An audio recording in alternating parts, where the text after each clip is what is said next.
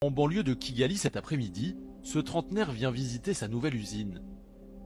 Deux immenses entrepôts qu'il vient d'acquérir. Ici, au fond, on va mettre des chambres froides. On va stocker nos matières premières brutes. À côté, on va mettre les piments frais après triage. Là, on va mettre toutes les machines et ici, les produits finis. Diego Toairoi, 32 ans, est à la tête d'une entreprise de piments. Dans ces énormes cuves, il a commencé à installer sa production de pâtes de piment. Un produit qu'il va bientôt expédier par milliers de litres à Alibaba, le géant chinois du commerce en ligne. Mais ce n'est pas tout. Diego Toairoi vient de signer un contrat très juteux avec une société chinoise d'import-export.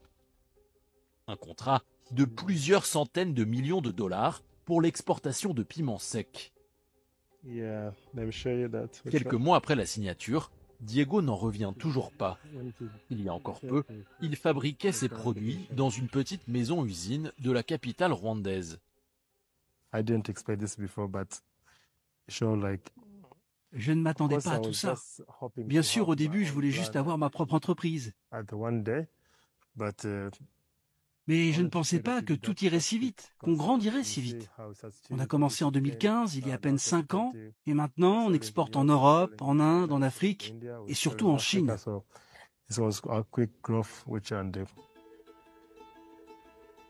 C'est l'histoire d'un jeune ambitieux qui s'est lancé dans un rêve fou, faire du piment la première culture d'exportation du Rwanda. Il y a à peine 2 ans, le piment était une culture minoritaire. Loin derrière le café et le thé, les principaux produits qu'exporte traditionnellement le pays. Des matières premières qui embauchent plus de 400 000 personnes et qui rapportent au pays, chaque année, plus de 160 millions de dollars. Avec les contrats d'exportation signés par Diego Toairoi vers la Chine, la donne pourrait bien changer. En effet, dans les années à venir, le piment pourrait devenir l'une des premières denrées agricoles exportées du Rwanda. Mais pour cela, les défis qu'il doit relever sont nombreux.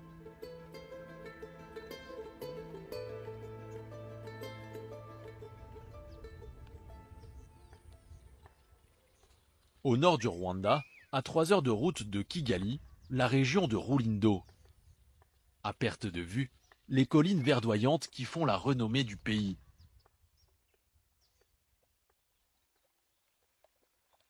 C'est sur leur flanc que Diego Toairoi a installé ses plantations de piments. Tout ce qu'il y a ici est à nous. Au total, nous avons un peu plus de 250 hectares. Dans la plupart des champs, les piments sont prêts à être récoltés.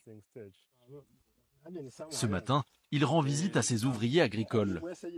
Ici, l'entrepreneur a planté 250 hectares de piments rouges de variété Teja. Un piment qu'il expédie par milliers de tonnes en Chine.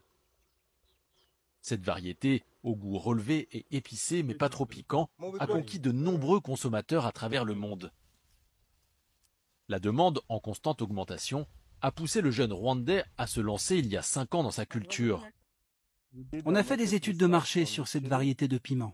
On a vu qu'elle était particulièrement appréciée en Asie, et pas seulement en Chine. Il y a une demande en Inde, au Pakistan aussi. Dans le monde entier, c'est cette variété qui a la cote en ce moment. Le marché pour le piment Teja est énorme, bien plus que pour les autres variétés. Il y a encore quelques années, le piment était peu cultivé au Rwanda. Pourtant, le pays dispose de nombreux atouts pour la culture de cet or rouge, notamment une météo pluvieuse et un climat tempéré qui lui permet de faire plusieurs récoltes par an. Un argument qui a convaincu le client chinois d'acheter ce piment rwandais. Jusque-là, il se fournissait exclusivement en Inde, l'un des premiers producteurs au monde.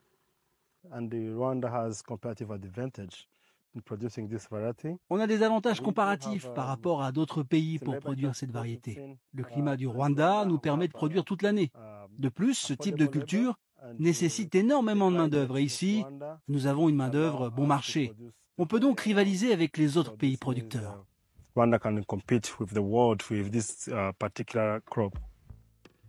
Grâce à ses 255 hectares de plantation, Il a récolté 1300 tonnes de piments l'année passée.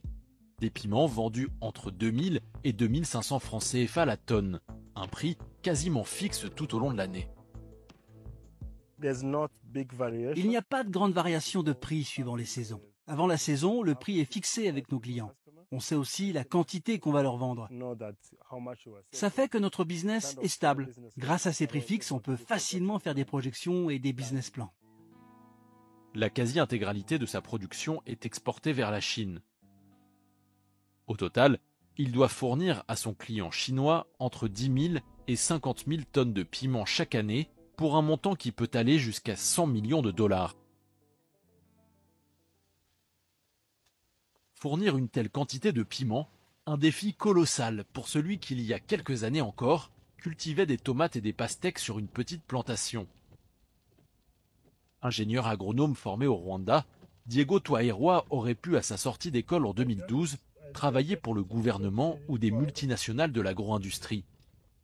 Pourtant, il décide de se lancer à son propre compte, convaincu que l'agriculture est un secteur porteur dans le pays. Grâce à ces prix fixes, on peut facilement faire des projections et des business plans. L'agriculture, c'est peut-être le seul secteur au Rwanda et même en Afrique où n'importe qui peut se lancer. Il suffit d'un peu de capital seulement. Avec très peu de budget, vous pouvez créer votre propre ferme et il y aura toujours un débouché pour vendre vos produits agricoles. Vous pouvez commencer avec moins d'1 hectare. Vous aurez vite un retour sur investissement. D'un petit business démarré avec seulement 3 millions de francs CFA, il parvient à décrocher ce contrat inattendu avec une entreprise chinoise. Dès lors, l'État décide de l'accompagner économiquement dans son aventure, en finançant notamment un système d'irrigation. Le pays veut en faire son champion pour développer la filière piment. Une filière jusque-là quasi inexistante, le piment n'étant cultivé qu'à petite échelle pour la consommation locale. If we were able to meet this event, Chili will be the #1 export crop in Rwanda. Si on parvient à satisfaire la demande de notre client chinois, le piment deviendra la première culture d'exportation au Rwanda. Ce serait bon pour le pays. On connaît le Rwanda pour son café et pour son thé, mais il faut des alternatives à ces deux cultures. Le piment va apporter beaucoup de revenus au pays et contribuera à augmenter nos exportations et ainsi équilibrer la balance commerciale. Selon Diego, son piment pourrait amener de l'emploi au pays, mais aussi des devises importantes, à l'instar de deux autres cultures, le thé et le café. À elles seules, en 2019, elles ont généré près de 160 millions de dollars en recettes d'exportation. Mais pour cela, il a un premier défi, remplir ses objectifs de commande. Direction Kigali, la capitale du pays. C'est dans son usine flambant neuf que Diego Twairwa stocke ses milliers de tonnes de piment rouge. Du piment qui sera envoyé vers la Chine. Ces piments, au préalable séchés pendant 3 jours puis triés dans les villages, vont être traités à nouveau. Chaque jour, des centaines de kilos de piments passent entre les mains expertes de ces trieurs. Les piments en mauvais état ou pourris sont jetés. Une étape longue et fastidieuse qui pourtant est très importante. En Chine, une partie de ces piments sera broyée pour être consommée comme épice, l'autre utilisée pour la médecine traditionnelle. Le client exige donc des produits avec 0 défaut.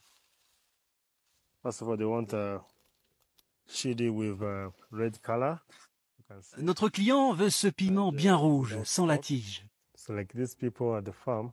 On doit faire cela parce que nos équipes dans les champs ont pu laisser des piments qui n'entrent pas dans les critères du client. Comme on a un très gros contrat avec lui, on doit s'assurer que la qualité qu'on lui envoie répond bien à ses attentes pour ne surtout pas le décevoir. S'il ne veut pas décevoir le client, c'est surtout que Diego a la pression, car l'année passée, l'entrepreneur n'a expédié que 3000 tonnes de piment en Chine. Un volume bien loin des 10 000 tonnes minimum qu'il est censé envoyer chaque année pendant 5 ans. La raison ? Une production fortement ralentie par la pandémie de coronavirus. En effet, en 2020, un confinement strict a freiné les agriculteurs dans leur travail. L'objectif numéro 1 est d'augmenter la production. On a pour objectif de mobiliser plus d'investisseurs pour avoir des financements et ainsi étendre nos plantations jusqu'à 2000 hectares pour être capable d'honorer nos commandes. Pour arriver à ces 2000 hectares, j'ai besoin au moins de 2 millions de dollars. Malgré quelques pistes, difficile de trouver des investisseurs prêts à mettre de l'argent sur la table dans un contexte économique et sanitaire mondial peu rassurant. Alors en attendant d'agrandir la surface de ses plantations, pour assurer ses livraisons régulières en Chine, l'entrepreneur doit faire appel à de petits producteurs indépendants. Régulièrement, Diego Toairua sillonne les collines rwandaises à la recherche de nouveaux partenaires pour étendre son réseau de producteurs de piments.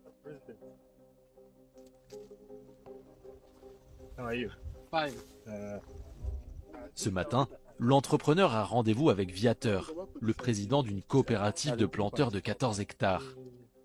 Cet homme fait partie des 1000 producteurs de piments avec lesquels Diego travaille dans le nord du Rwanda. Des agriculteurs qui, il l'espère, vont lui permettre de fournir suffisamment de piments à son client chinois. Pour la première année de collaboration, il leur a acheté près de 2000 tonnes. L'année prochaine, il table sur 5000 tonnes.